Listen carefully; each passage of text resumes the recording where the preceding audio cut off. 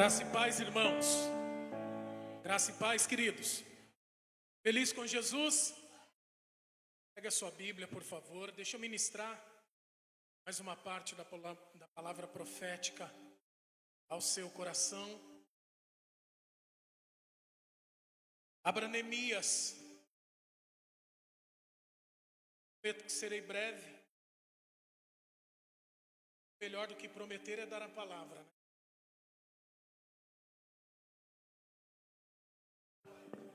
Neemias, capítulo de número 6. Neemias, capítulo 6.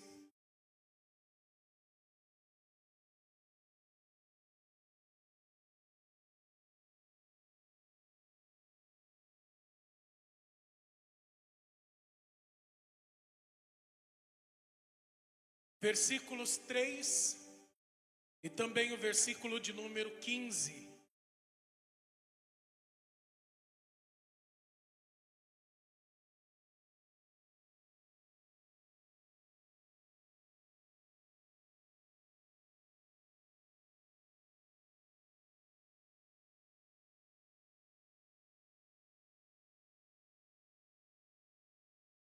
Acharam? Pode tomar um assento, por favor. Não te cansar, não. Se eu te cansar, você não vai querer me ouvir por muito tempo. É melhor sentar, eu não é? Neemias, capítulo de número 6, verso de número 3, diz assim, ó. Por isso enviei-lhes mensageiros para dizer o quê? Estou fazendo uma grande obra. Estou fazendo o quê? Uma grande obra e não posso descer até aí. Por que devo parar a obra para ir me encontrar com vocês? A reconstrução da muralha foi terminada aos 25 dias do mês de Elu. Você se lembra quando eu disse que corresponde esses meses no calendário gregoriano? Você lembra ou não? Sim ou não? Quem se lembra, diga, corresponde a quais meses do nosso calendário? Entre março e abril. Amém? Grava isso. Grava isso. Por quê? Porque no capítulo de número 1, Neemias está recebendo uma notícia. Neemias está recebendo o quê? Uma notícia. Sendo boa, sendo ruim, é uma notícia. Amém? Seja ela boa, seja ela ruim, é uma notícia. Você concorda? Notícia é notícia. Sendo boa, sendo ruim, é notícia. Então nós estamos falando nele, recebendo essa notícia entre o mês de novembro e dezembro. Compreende isso? 4 meses depois, quantos meses? Exatamente nesta ocasião que nós estamos citando, entre março e abril. Ele parte da Pérsia, de Suzã, e vai para Jerusalém. Então, vamos dizer aqui, vamos dar um exemplo. Digamos que fosse no mês 4, dentro do nosso calendário, qual é o mês mesmo? Abril. Mês 4, qual é o mês? Abril. Se ele está saindo, é um exemplo, pode ter saído no mês de março. Final do mês de março, começo do mês de abril, que completa esse mês de Elu. A viagem, ela não era feita de trem, nem de carro, nem de avião, nem de bicicleta. Ela era feita ou a pé ou a cavalo. Amém? Estudiosos vão dizer que dentro desse trajeto de 1.500 quilômetros, ele teria que gastar por volta de 2 meses de viagem. Nem todo mundo ia em cima de um cavalo. Dentro da comitiva Só quem ia a cavalo eram os oficiais. Os outros iam como? Os oficiais não iam na frente de todo mundo, deixavam todo mundo para trás, ia todo mundo junto. Amém? Ainda que alguns estivessem em cima de uma cavalgadura, de um cavalo, iam todos juntos. Então, dependendo de estar no cavalo ou estar a pé, o gasto seria o mesmo, 2 meses. Então nós estamos falando que Neemias está chegando em Jerusalém por volta do mês de junho, que para o nosso calendário é qual mês? Qual mês? Por volta do meio do ano. Ele está chegando em Jerusalém para começar a reconstrução. Amém? Guardou isso? Sim ou não? Então agora fecha os teus olhos e vamos orar ao Senhor. Senhor Deus Todo-Poderoso, Pai, esta palavra é linda, é poderosa, é profunda, é profética. Senhor, mesmo ela sendo poderosa, mesmo ela sendo tremenda, como tudo na tua palavra é, eu poderia usar aqui, meu Deus, centenas de informações maravilhosas, profundas, usar de uma boa dicção, de uma boa retórica. Só que isso, meu Deus, não é nada se o Senhor não validar a tua palavra, não colocar nela o teu selo. Então a minha oração neste momento, Espírito Santo, é que o Senhor venha selar a tua palavra no coração de cada um de nós, para que através da tua palavra na nossa vida e no nosso coração, através de tudo aquilo que vai acontecer através da tua palavra na nossa vida, o teu nome seja glorificado, Senhor. Sela com fogo, Espírito Santo. Sela com a tua presença esta palavra. No nome de Jesus, nós pedimos. Amém. Eu penso que Neemias foi um dos homens de Deus mais completos que já existiu na história. Diferenciado em vários sentidos. Dentro do último mês, estudando sobre esse livro, esse personagem, estudando sobre a missão desse homem,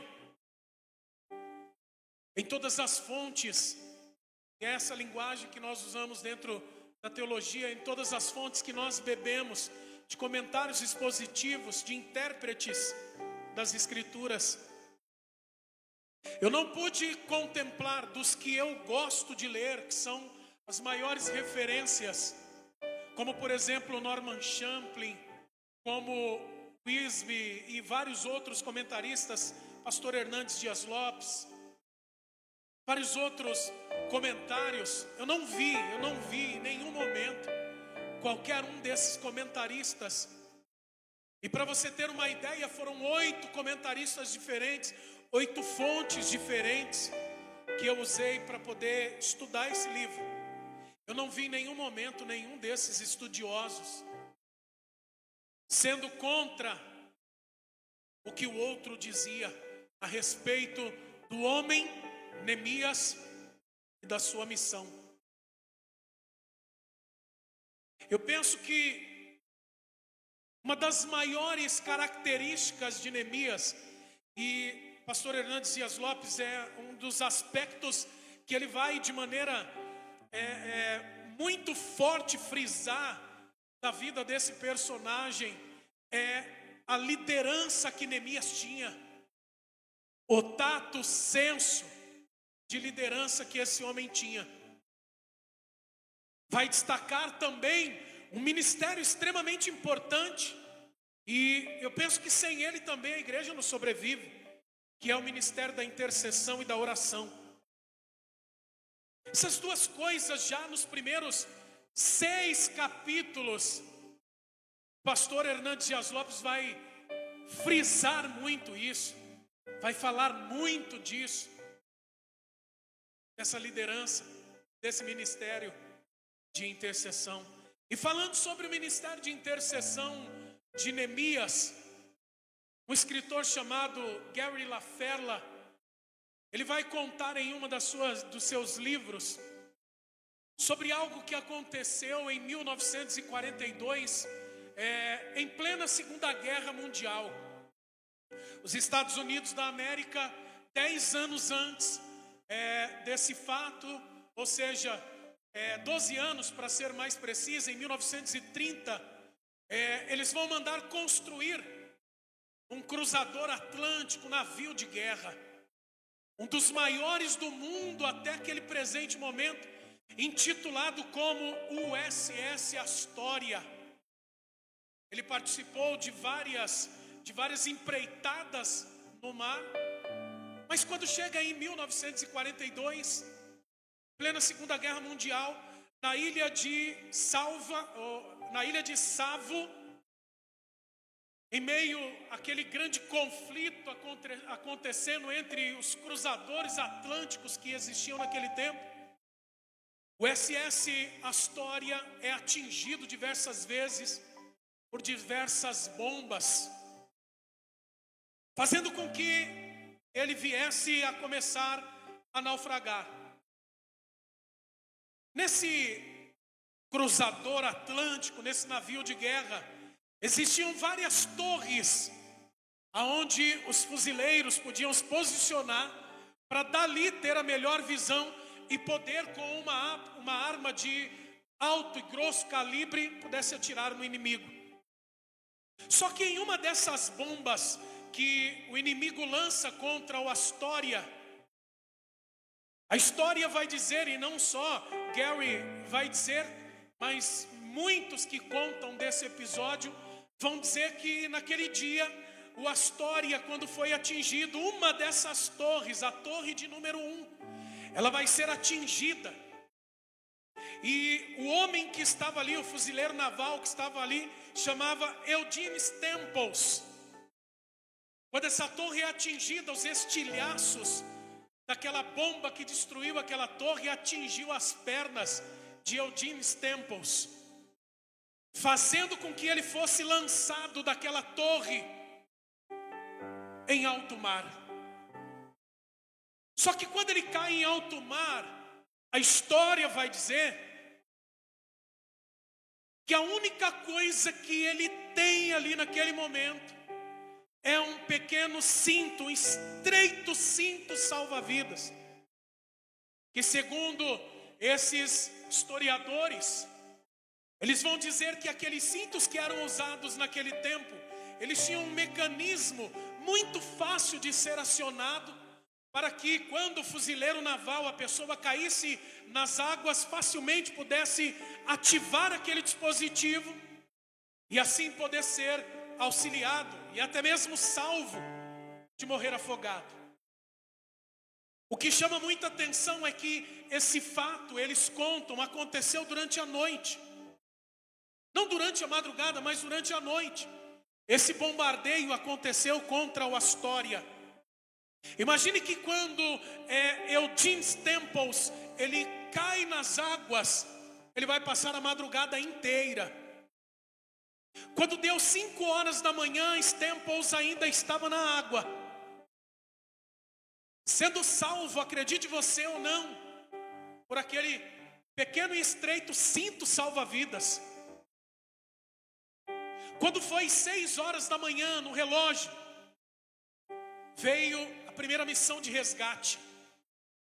Só que quando foram tentar puxar Staples para cima da embarcação, não conseguiram, porque veio outro bombardeio. Então tiveram que soltar Staples na água novamente. Então daquele momento em diante, Staples ainda vai ficar até por volta da hora do almoço nas águas. Quando então vem a segunda missão de resgate. E aí então, bem sucedida, eles conseguem puxar Staples para a embarcação. Ele completava ali naquele momento 500 pessoas que conseguiram ser resgatadas, salvas, depois do bombardeio ao Astória. Me chama a atenção o fato de que o historiador, o estudioso, chega a contar que ele foi levado para casa, e quando ele chega em casa, em meio a toda aquela comoção da sua mãe, porque ele só tinha sua mãe, ele vai contar para a mãe dele tudo aquilo que tinha acontecido nas águas. Eu imagino Staples em meio à emoção de ter retornado vivo, ferido, machucado, mas vivo. E ele dizendo: mamãe, quando o bombardeio atingiu a Astória, quando a torre que eu estava foi atingida, eu fui lançado nas águas. E aí então aquele cinto salva-vidas, quando eu acionei, ele me salvou. Sabe o que é interessante? É que quando as pessoas que estavam ali junto com ele e esse estudioso vão dizer que quando Staples, ele está no lugar firme, no lugar seguro dentro da embarcação, voltando para a terra firme, ele tira aquele cinto, ele abraça aquele cinto, e ao longo de toda a viagem, escute isso, ao longo de toda a viagem, ele iria observando atentamente. As pessoas podiam ver a atenção que Staples tinha a contemplar cada costura daquele cinto salva-vidas. Quando ele chega em casa, ele começa a contar para sua mãe, e conta esse momento dizendo: mamãe, quando eu estava já em segurança, voltando para a terra firme, a única coisa que eu conseguia fazer era ser grato e observar cada costura daquele cinto salva-vidas. E eu pude contemplar que havia um código que havia sido impresso naquela peça, naquele cinto salva-vidas. E aí então, naquele momento, o que ele faz? Ele diz: mamãe, estava impresso o código de nome tal naquele cinto. Eu não sei se você tem isso, mas a base de conhecimento, naquele tempo, no tempo de guerra, todos os lugares, todas as cidades, as pessoas se uniam, famílias se uniam, as mulheres que sabiam costurar, estavam ali para costurar as roupas dos soldados, se voluntariavam para isso. Sapateiros, pessoas que sabiam lidar com esse ofício, estavam ali fabricando botas para poder os soldados usarem. E por incrível que pareça, a mãe de Staples era uma das voluntárias. Só que ela não estava ali para costurar nada, muito pelo contrário. As outras mulheres costuravam, mas mandavam os cintos salva-vidas para a casa de Staples, porque a mãe dele tinha o objetivo, o trabalho de fazer a revisão todinha daqueles cintos salva-vidas que seriam depois enviados aos combatentes, aos fuzileiros navais.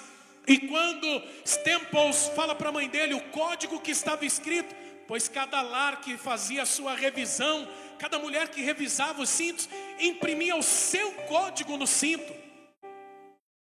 E aí quando ele fala o código que estava impresso, houve silêncio na sala naquele momento. E daí a pouco a mãe de Staples, ela quebra todo aquele silêncio e diz: meu filho, o cinto que você estava usando, quem revisou a costura e toda a segurança daquele cinto foi eu. Isso me chocou, isso me chamou a atenção, porque pense agora comigo, como se cada costura daquele cinto fosse um momento de oração que você faz na sua vida, cada momento de intercessão que você separa para fazer em favor da sua vida, em favor da sua família, em favor do ministério que você faz parte, em favor de quem quer que seja. Você já parou para pensar que se a mãe de Staples pegasse um cinto como aquele ali, negligenciasse e deixasse passar qualquer coisa que fosse, ela poderia estar colocando em risco a vida do seu próprio filho. Irmãos, por que eu estou dizendo tudo isso aqui? É que é através, e eu estou falando de Neemias, o ministério de oração, o ministério de intercessão, que até os dias de hoje é negligenciado. E quando eu falo de negligência no ministério de oração, no ministério de intercessão, estou falando de algo que eu e você negligenciamos até em favor da nossa família. Não fazemos como devemos muitas vezes. E achamos que estamos fazendo. Só que um momento de negligência como esse pode custar a vida, a salvação dos nossos entes queridos. Nós não podemos simplesmente negligenciar isso, deixar pontas soltas, porque quando você faz uma costura e você deixa uma ponta solta, uma hora ela vai ser puxada, a peça será descosturada, a peça será perdida. Quando nós falamos que nas escrituras não existe ponta solta, é que aquele que escreveu a história teve cuidado para escrever a história, e teve cuidado de não deixar nenhuma ponta solta. Sabe, quando nós olhamos para uma ilustração, para uma história como essa daqui, nós estamos costurando, irmãos, costurando com segurança a história da nossa vida e da nossa família. Nós estamos fazendo com que haja segurança para a nossa família nesse mundo tempestuoso e tenebroso. Eu fico pensando, muitas vezes nós olhamos ao nosso redor, mesmo estando em oração, intercedendo, jejuando, muitas vezes a gente olha ao redor e a gente não está vendo nada acontecer. A mãe de Staples nem sabia que ele iria usar aquele cinto. Nem por isso ela negligenciou. Você não sabe que momento que a tua família vai precisar. Você não sabe também o momento em que você vai precisar. Mas uma coisa é certa: o tempo que você gasta hoje em oração, o tempo que você gasta hoje em jejum, o tempo que você gasta hoje intercedendo, esse tempo não vai ser em vão. John Mason Neale, um padre do século XIX, vai dizer na oração: embora aparentemente procuremos curvar a vontade de Deus para satisfazer a minha e a sua vontade, na verdade, na realidade, estamos somente alinhando a nossa vontade com a vontade de Deus. Irmãos, Deus sabe o que faz.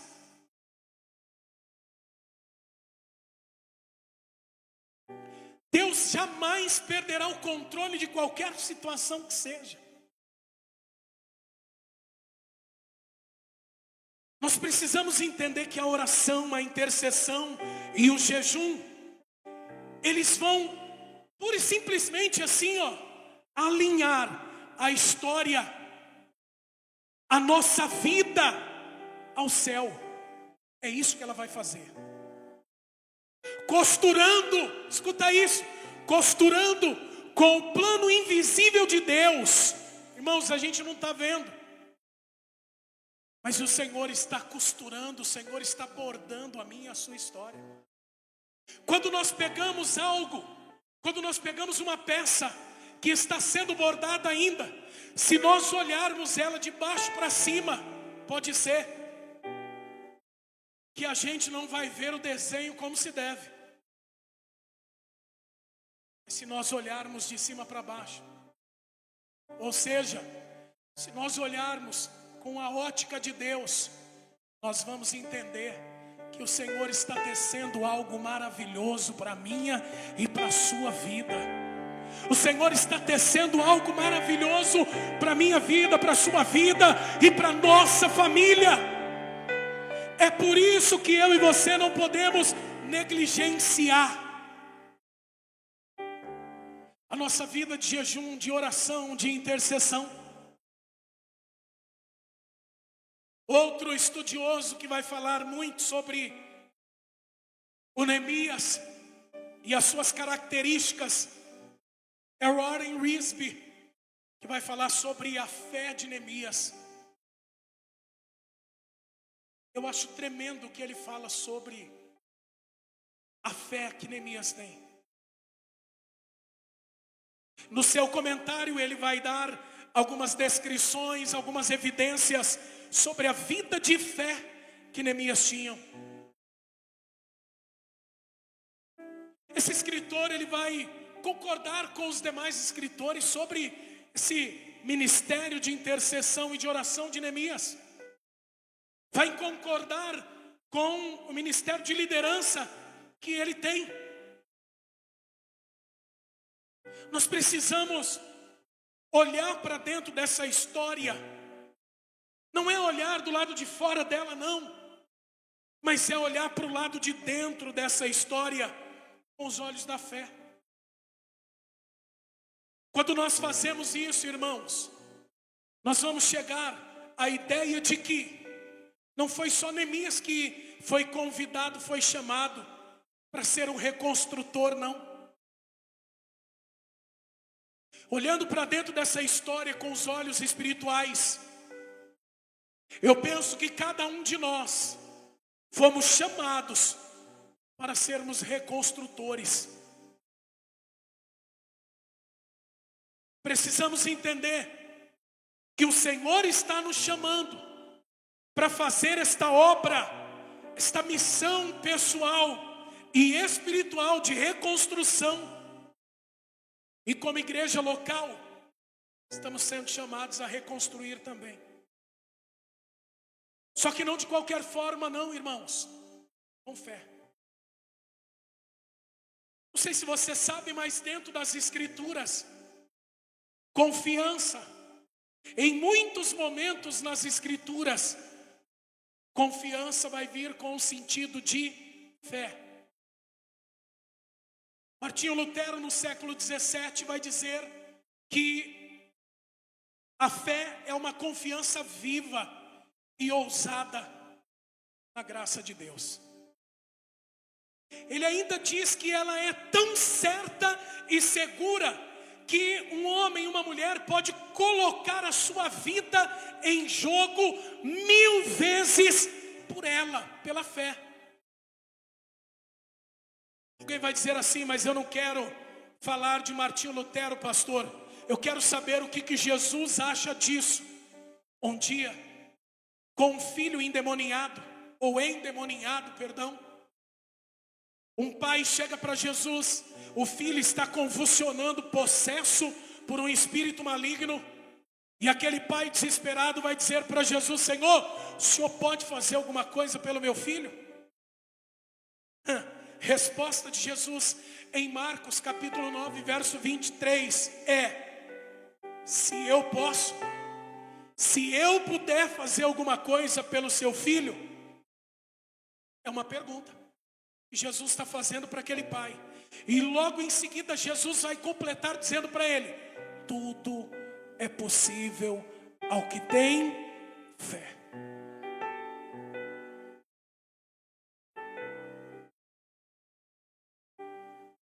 Jesus em Mateus capítulo 17, versículo de número 20, ele vai falar sobre o tamanho da fé. A minha pergunta é: qual é o tamanho da sua fé?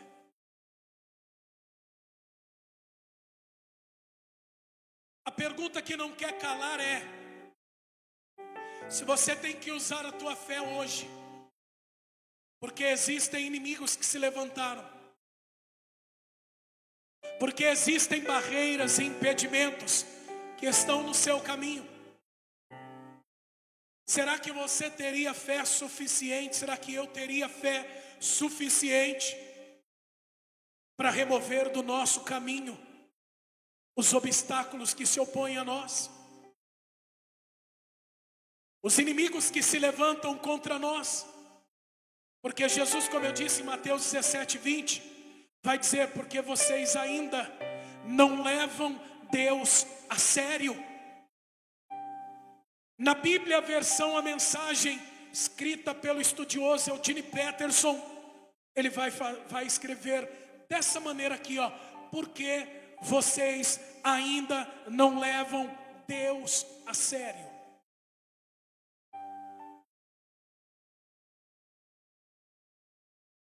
Isso que ele deve estar dizendo assim: se vocês levassem Deus a sério, vocês saberiam que Ele age a partir da fé de vocês, e age de uma forma tremenda. Foi a resposta. A verdade simples é que, olha Jesus dizendo: se vocês tivessem fé pequena, como uma semente de mostarda, poderiam dizer a esta montanha: sai daqui, e ela sairia. Termina dizendo: não haveria nada que vocês não pudessem enfrentar. Eu disse isso domingo passado, talvez você não se lembra.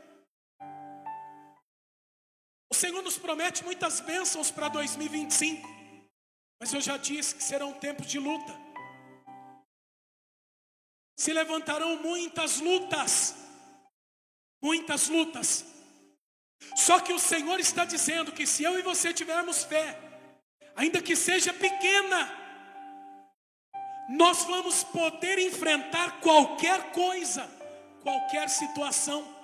Então, não haverá situação diante da tua fé que você não possa enfrentar, irmãos. Só que quando eu leio isso, e eu volto os meus olhos para Neemias, eu penso: meu Deus, ele não sabia disso, ele não tinha esta palavra que nós temos hoje. Mas ele, de uma maneira incrível, com uma fé algo sobrenatural, porque fé também é dom. Com o dom da fé, ele vai viver estas duas verdades que nós acabamos de ler. Posso destacar aqui para você algumas evidências da fé que Neemias teve. Quem quer ouvir isso, diga glória a Deus. Ei, queridos, tua fé vai ser edificada nessa noite. E eu acredito que o Senhor edificará de maneira tão tremenda a sua fé, que não haverá impossíveis para você em 2025. Por quê, pastor? Porque a tua fé será edificada, será grande, será na proporção suficiente para que você possa enfrentar qualquer coisa e não desistir, não olhar para trás.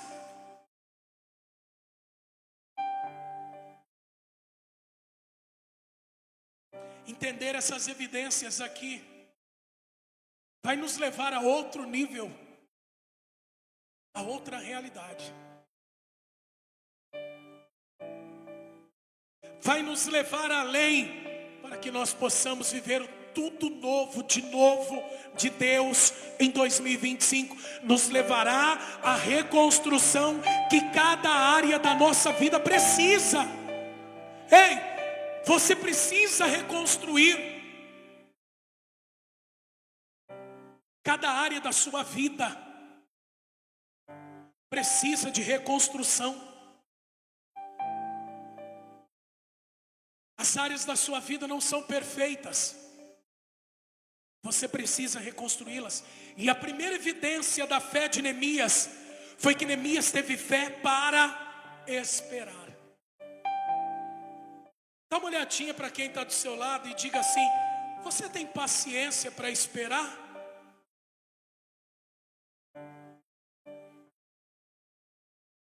Você conhece quem está do teu lado? O que você acha que essa pessoa tem fé para esperar?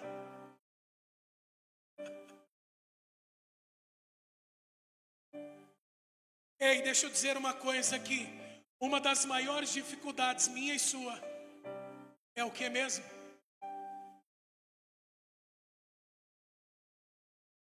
Talvez muito mais do que você. Eu sou a pessoa mais impaciente que existe aqui. Eu não tenho paciência de esperar. Tem mais alguém aí que se identifica comigo? Ah, só eu. Eu não sei esperar, né?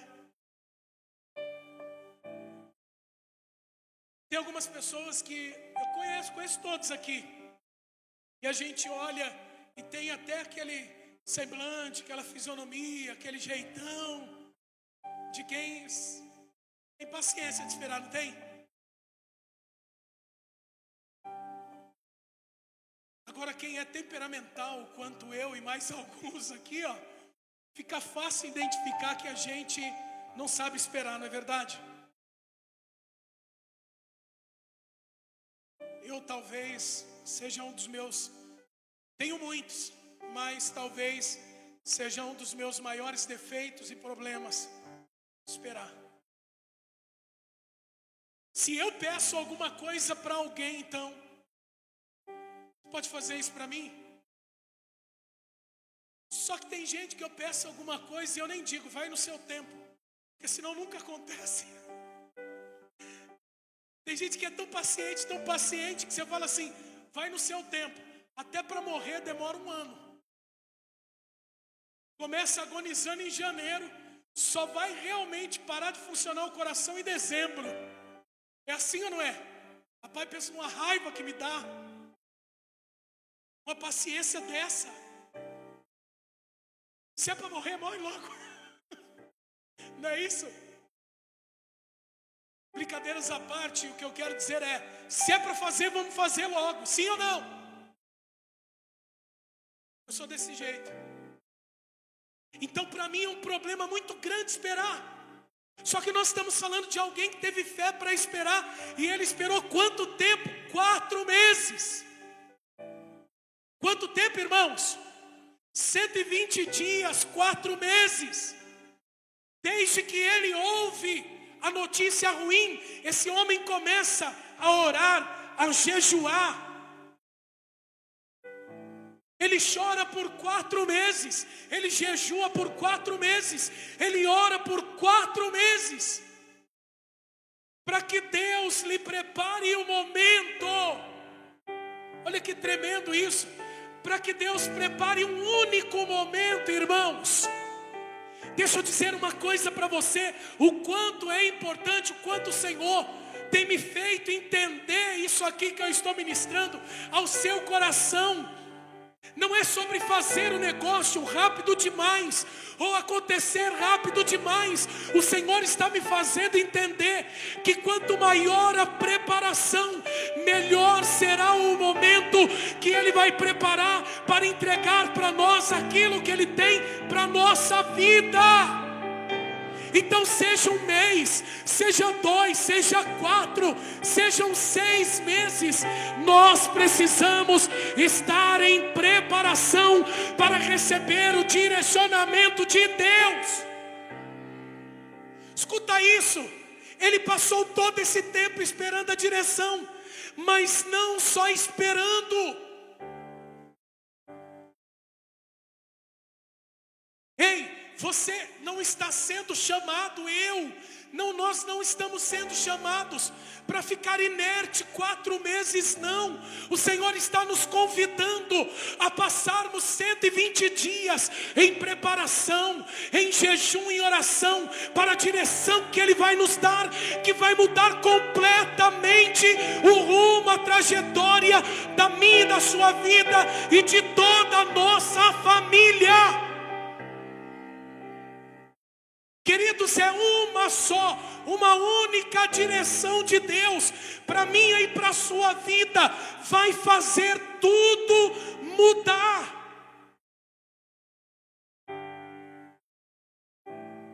Ei, Deus mostrou mostrou para ele o momento certo, queridos. Dentro desse tempo nós não podemos perder a fé. Nós precisamos manter a nossa fé. Nós precisamos continuar acreditando que aquele que fez a promessa é fiel para cumprir. Em Hebreus capítulo 6, verso 12, ele diz: não voltem atrás. Ei, você não é covarde. Ele te chamou porque Ele te conhece. Não se acovarde diante de qualquer situação que se levantar contra a sua vida em 2025. Não voltem atrás. Sejam como aqueles que nunca perderam a fé e receberam tudo que foi prometido. Abraão teve fé, seguiu em frente, não voltou atrás e recebeu aquilo que Deus havia lhe prometido, irmãos. Enfrentou um monte de dificuldade que estava explicitamente dizendo para ele: você não vai conseguir, você não vai chegar, sua mulher é velha, você não vai ser pai de multidões de nações, você não vai ter um filho. Escuta o que eu vou dizer aqui, ó. Em 2025 nós não podemos nos precipitar. Vão ter dias em 2025, semanas em 2025, que chegarão gritando nos nossos ouvidos, situações que se levantarão diante de nós, dizendo: chegou a hora de você fazer. E Deus vai dizer: não é a hora, não é o momento. Espere, quando chegar o momento você saberá. Ele está dizendo: você não pode se precipitar. Nós não podemos nos precipitar. É por isso que o Senhor, é por isso que o Espírito Santo está nos guiando a uma grande preparação. Dentro dessa preparação, escuta o que eu vou dizer aqui, que é o que vai acontecer quando nós nos separamos para o Senhor, em jejum, em consagração ao Senhor, e uma vida disciplinada de jejum e oração. Dentro dessa vida de oração e de jejum, porque o jejum nos deixa sensíveis à voz do Senhor, assim como a oração, que nós nos apresentamos diante de Deus, nos prostramos diante do Senhor, buscamos os pés do Senhor e não as suas mãos, porque é aquilo que Ele pode nos dar, mas os seus pés. Então, dentro desse tempo, nós, quando chegar o momento certo de agir, nós não teremos dúvida alguma que aquele ali é o momento certo. A preparação desses 4 meses de jejum e oração vão render para mim e para você direcionamento da parte de Deus. O Senhor vai nos mostrar o caminho que devemos seguir. O Senhor nos dará discernimento espiritual diante das situações. O Senhor nos dará estratégias. O Senhor nos dará sabedoria. O Senhor nos dará livramento. E o Senhor também nos dará provisão. Escute, quando vier a inquietação, a agitação contra você, se levantar contra você, a ansiedade, então lembre-se de 3 passagens que eu vou citar aqui para você. A primeira delas: o povo está saindo do Egito e estão em Pirairote, que quer dizer beco sem saída. Eles iriam se precipitar. Só que Deus levanta Moisés em Êxodo, capítulo de número 14, verso de número 13, que vai dizer assim: não tenham medo, fiquem firmes e vejam o livramento que o Senhor lhes fará no dia de hoje. Ele está dizendo: não se precipite, porque Deus ainda não agiu, mas ainda hoje Ele agirá. Quando a inquietação vier, a ansiedade vier, lembre-se desta passagem. Deus pode agir naquele momento ali na sua vida. E se você se precipita, talvez aquilo que Deus tem reservado não aconteça. O versículo de número 14 de Êxodo vai dizer: o Senhor lutará por vocês, fiquem calmos. Então, quando eu e você estivermos agitados demais, ansiosos demais, precisamos nos lembrar naquele dia, pode ser hoje, o agir de Deus. Precisamos nos lembrar que o Senhor lutará por nós. Havia uma preocupação por parte de Ruth, se ela iria viver a lei que tinha entre os hebreus sobre o remidor. Na sua inquietação, no capítulo 3 de Ruth, a palavra de Deus diz que Boaz vai fazer para ela, vai dar a ela uma palavra, dizendo: eu vou resolver a sua situação.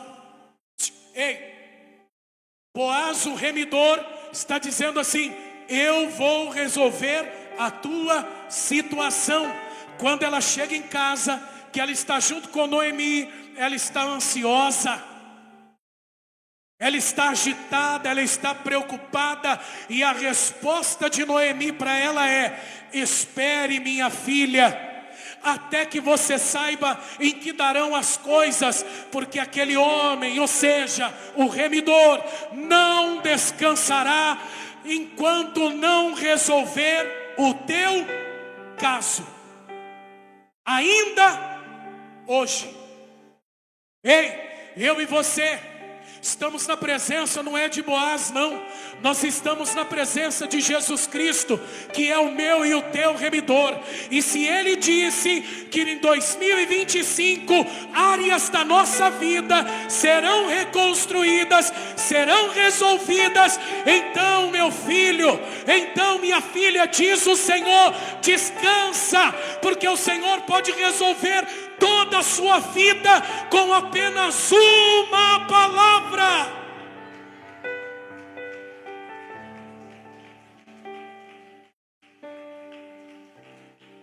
Salmo de número 46, verso 10, ele começa assim, ó: aquietai-vos e saibam que eu sou Deus. Ei, no dia em que nós estivermos ansiosos, agitados, porque as coisas não aconteceram ainda, aquietem-se, lembrem-se que nós estamos na presença daquele que é o Todo-Poderoso, daquele que através daquilo que vai fazer na minha e na sua vida em 2025, como está no Salmo 46, verso 10, Ele será exaltado entre a nossa família, a nossa parentela, as nações, por conta daquilo que fará na nossa vida.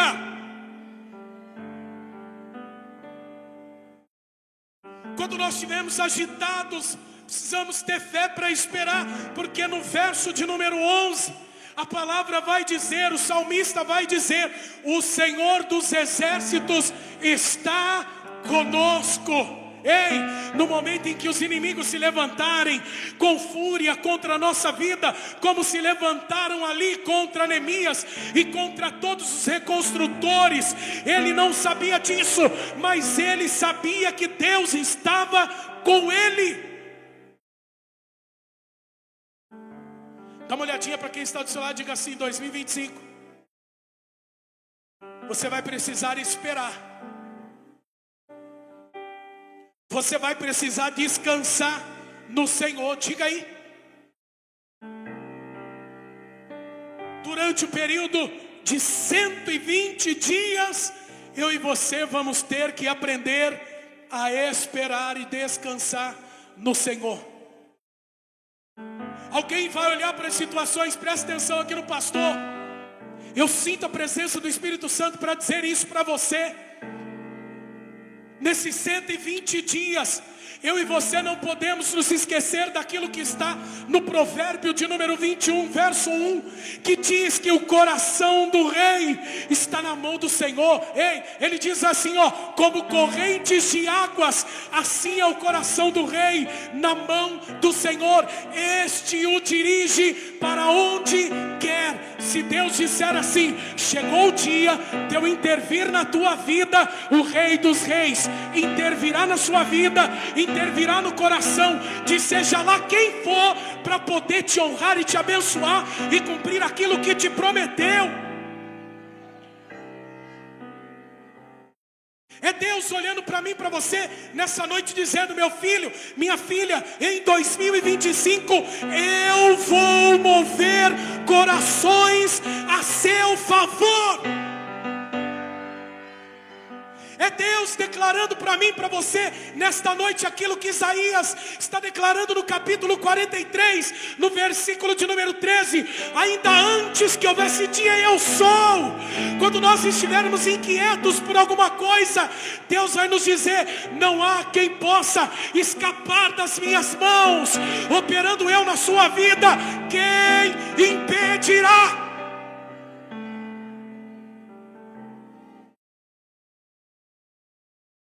Em 2025 é Deus dizendo aquilo que em Jó capítulo 23, versículo 13 diz, mas se Deus resolveu alguma coisa, e não há quem possa livrar alguém das suas mãos. Deus resolveu alguma coisa, quem pode convencê-lo a mudar de ideia?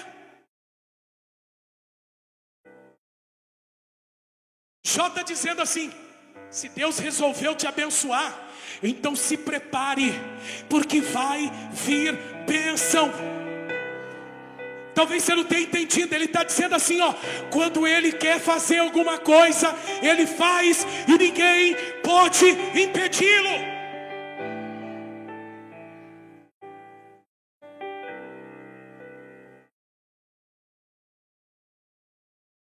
Depois você conta. Depois você conta. Se não vai ser assim que Deus vai agir. A minha oração tem sido, Senhor, pode ser a palavra mais linda, a palavra mais forte que eu talvez escolha ministrar ao teu povo. E se o Senhor, meu Deus, se o Senhor não colocar o teu selo naquela palavra ali, pode ser a mais eloquente, a mais bonita, não vai acontecer. Mas se o Senhor disser assim, eu estou selando a minha palavra que está sendo ministrada ao teu coração, esquece, irmãos, esquece, vai acontecer. No momento que você menos esperar, vai acontecer.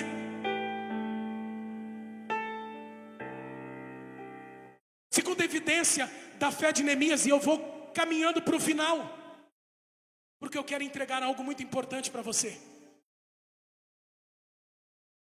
Essa é a evidência. Essa segunda evidência foi que Neemias teve fé para pedir. Se você olhar o capítulo 2 de Neemias, versículo de número 4 até o versículo de número 8, você vai entender o que é isso. O rei vai perguntar para Neemias, o que me pedes agora? Tem um detalhe extremamente importante aqui. Nessa pergunta de Artaxerxes,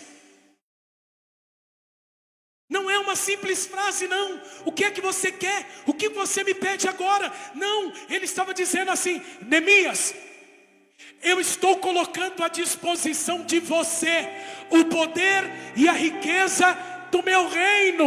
Olha o que Deus está ministrando ao meu e ao seu coração. Nós não estamos servindo ao reino de Artaxerxes, não. Nós servimos ao Rei dos Reis e Senhor dos Senhores, que está dizendo assim, em 2025, eu vou colocar à tua disposição tudo aquilo que você precisar para reconstruir cada área da sua vida, cada área da sua família. Nós nem temos ideia da profundidade disso. Só que quando ele faz essa pergunta, Neemias não tinha muito tempo. Ele tinha que responder na hora, ele não podia titubear. ele tinha que ser direto. Sabe o que ele vai fazer? Uma oração instantânea. Sabe o que é uma oração instantânea? Ele ora rápido e a resposta vem rápido. Só que nós precisamos entender que Deus não está dizendo assim para mim e para você: 2025, você vai orar e logo em seguida vai acontecer. Não. Eu seria leviano. Seria muito leviano da minha parte eu dizer isso para você. Não é assim que funciona. Sabe por que Neemias ora rápido, rapidinho, e já recebe a resposta rapidinho? Porque ele já estava 4 meses, 120 dias orando e pedindo o direcionamento. Se você quiser jejuar em 2025 junto conosco, beleza. Só que se você escolher não jejuar, não tem problema não. Só não reclame dos resultados depois.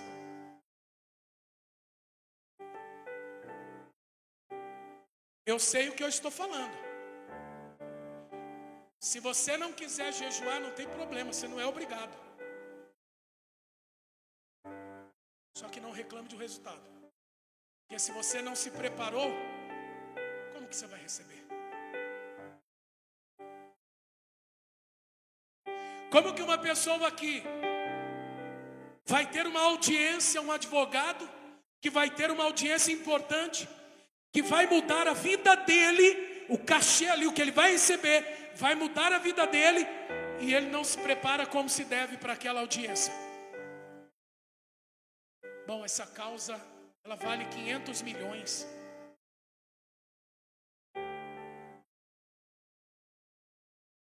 A única coisa que pode me impedir de receber esses 500 milhões sou eu mesmo. Por que eu estou dizendo isso? Porque se ele ler, se ele se preparar, se ele buscar a brecha certa, no lugar certo, se ele estudar, se preparar,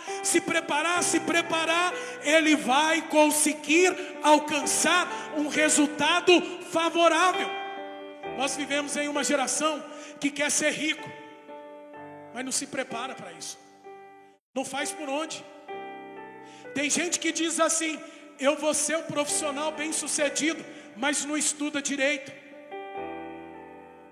Eu quero ser rico na minha profissão, mas nem estudar naquela área que está fazendo a faculdade, não estuda.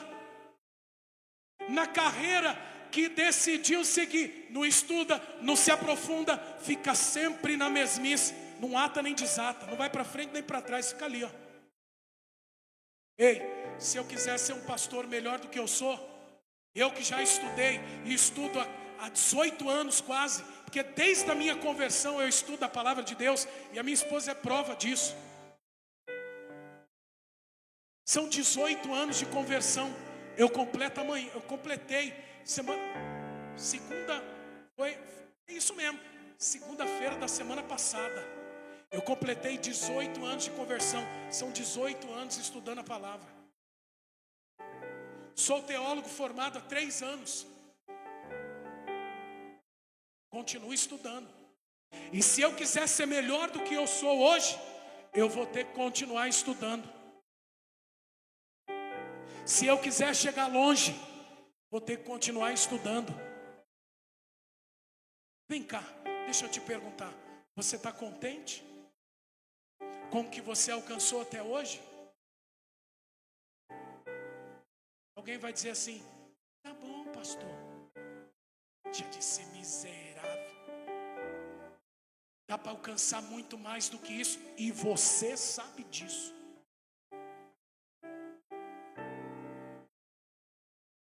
E o Senhor está usando a minha boca para dizer: você pode chegar mais longe do que isso. Alguém vai dizer assim: mas eu já estou velho, mas eu já... Não, a palavra não é só para mim, a palavra não é só para os jovens aqui, a palavra é para todos. É Deus dizendo: eu posso te fazer chegar muito mais longe do que você já sonhou chegar.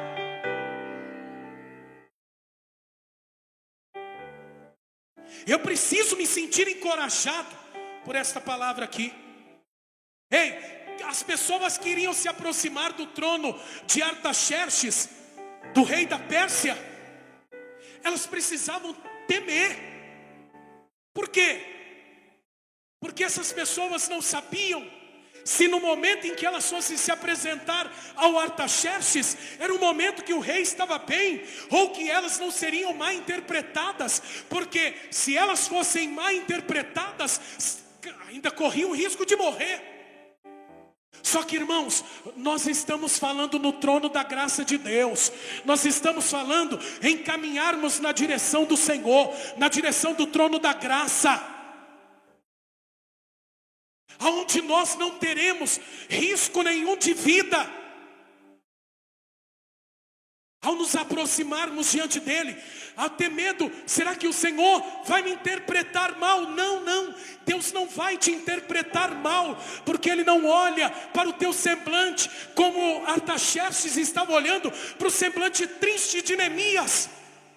O Senhor não olha para o nosso exterior, Ele olha para o meu e para o seu coração. Em Hebreus capítulo de número 4, o Senhor vai dizer que nós temos que nos achegar, nos aproximar confiadamente ao trono da graça. Irmãos, é dali que eu e você vamos extrair aquilo que nós precisamos. Quando nós nos aproximamos confiadamente, esse confiadamente, em Hebreus 4,16, esse confiadamente quer dizer, sem medo de falar, com liberdade para falar. Então, o escritor está dizendo, portanto, aproximemo-nos do trono da graça, confiadamente, com fé, a fim de recebermos misericórdia e encontrarmos graça para ajuda em momento oportuno. Que tremendo que é isso, irmãos. Quando nós nos aproximamos do trono da graça, irmãos, o Senhor está olhando para a motivação do nosso coração. O nosso coração. Eu fiz uma descoberta essa semana sobre esses pedidos de Neemias ao rei. Quando Esdras ele sai de lá em direção a Jerusalém para fazer o mesmo percurso, 2 meses caminhando. A palavra de Deus vai dizer que eles só foram liberados para ir. O rei vai chegar para ele e vai dizer assim: quer que eu mande um exército com você? Ele vai dizer: não, não precisa, porque o Senhor nosso Deus estará conosco para nos livrar. Amém? Está errado? Não está errado, só que a história teria que seguir esse curso. Porque agora, quando Neemias vai fazer o pedido a Artaxerxes, entenda aqui, ó, eu vou traduzir isso para você, eu vou ampliar isso, esclarecer isso para você. O que Neemias está pedindo para Artaxerxes é: eu não quero ir como um simples mordomo, eu quero que você me envie lá para Jerusalém como um dos seus governadores. Irmãos, Jerusalém estava debaixo do poder de Artaxerxes, então ele podia instituir e destituir qualquer pessoa que ele quisesse. E Neemias está pedindo para ele: me mande como um oficial, como um governador. Ei, Esdras chega lá e ele não consegue fazer a obra é paralisada por conta das ações do inimigo, mas também porque ele não era um oficial do rei. Só que agora, como nós vemos que ele é um oficial? Porque a palavra de Deus vai dizer que o rei manda ele com as cartas que ele precisa para acessar Jerusalém e todos os outros lugares. E a palavra vai dizer que vai com ele oficiais e um exército. O que isso quer dizer? Neemias não está indo de qualquer jeito, ele está indo em uma missão oficial. Em outras palavras, quando o inimigo vê Neemias chegando em Jerusalém com oficiais e com o exército, o inimigo já sabe: esse homem, aquilo que nós fizemos contra Esdras e os demais reconstrutores, nós não podemos fazer com Neemias. Por quê? Porque ele está em missão oficial. Sabe o que isso quer dizer? O inimigo está dizendo: não podemos parar esta obra que ele veio fazer. O que o Senhor está ministrando ao meu e ao seu coração nesta noite é: se você se posicionar, se eu me posicionar como devemos, confiando no Senhor, seguindo o seu direcionamento, seguindo a sua palavra, o Senhor está dizendo assim: você não vai por sua conta, eu vou te enviar para 2025 em uma missão oficial. Sabe o que isso quer dizer? Deus está dizendo assim: ó, eu vou te enviar em missão especial, e ninguém poderá parar a obra que será feita através da sua vida. Pega isso. É o Senhor dizendo assim para você: eu vou te mandar, e não vou te mandar sozinho, o meu exército vai com você. Tem gente que acredita que tem anjo padeiro, anjo pedreiro. Eu sei de uma coisa: existe um exército celestial que o Senhor está dizendo para mim e para você: Ele vai com você para 2025 e ninguém poderá te parar. Ei, é você andando em 2025 como se estivesse andando em Manaim, como Jacó andou, que contemplou o exército do Senhor caminhando junto com ele. Ei, o Senhor está dizendo assim: assim como eu mandei o meu exército na direção de Jacó naquele dia, no caminho que você vai percorrer para reconstruir a sua vida, a sua família, eu estou mandando o meu exército. Ei, é o Senhor dizendo através da minha vida, como Eliseu naquele dia disse para Geazi, orando, olhando para o céu, ele disse: Senhor, abra os olhos do moço para que ele veja. E a palavra de Deus diz que naquele momento os olhos do moço se abriram, e o monte em que eles estavam cheios de carros de fogo, cavalos de fogo. Eu não sei se você acredita, mas o Senhor, o Espírito Santo, está usando a minha vida, e eu sinto o peso desta palavra para dizer: 2025, você não vai andar sozinho. O tudo novo de novo da parte de Deus vai acontecer, e você não está sozinho.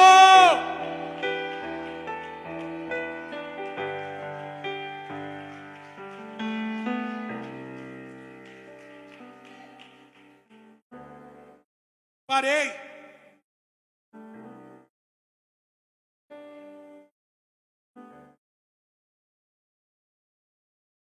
Eu termino aqui dizendo para você: em 2025, a boa mão do nosso Deus estará com você por onde quer que você andar. Estará conosco por onde quer que nós andarmos. Se coloque de pé no seu lugar, por favor.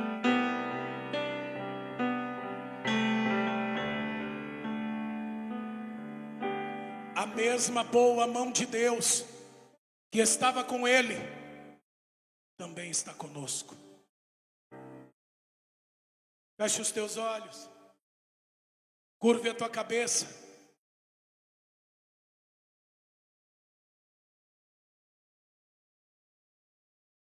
Nós vamos declarar nessa noite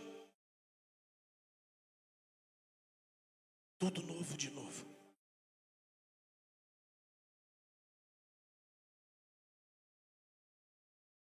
Tudo novo de novo. 2025, ano de Neemias. 2025, ano de Neemias. Ano de reconstruir. Tudo novo de novo. Tudo novo de novo. Feche os teus olhos e diga isso. Feche os teus olhos e diga isso. Tudo novo de novo.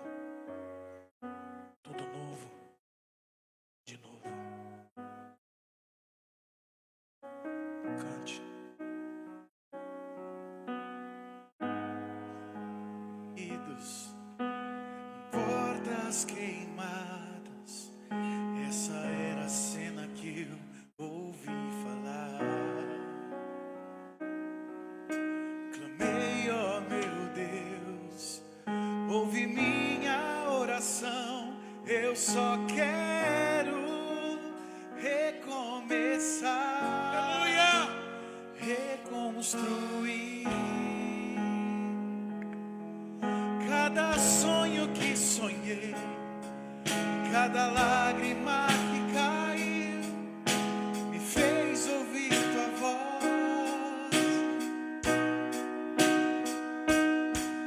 Cada sonho que sonhei, cada lágrima que caiu, me fez ouvir tua voz, dizendo assim. Você pode declarar: tudo novo, de novo, eu vou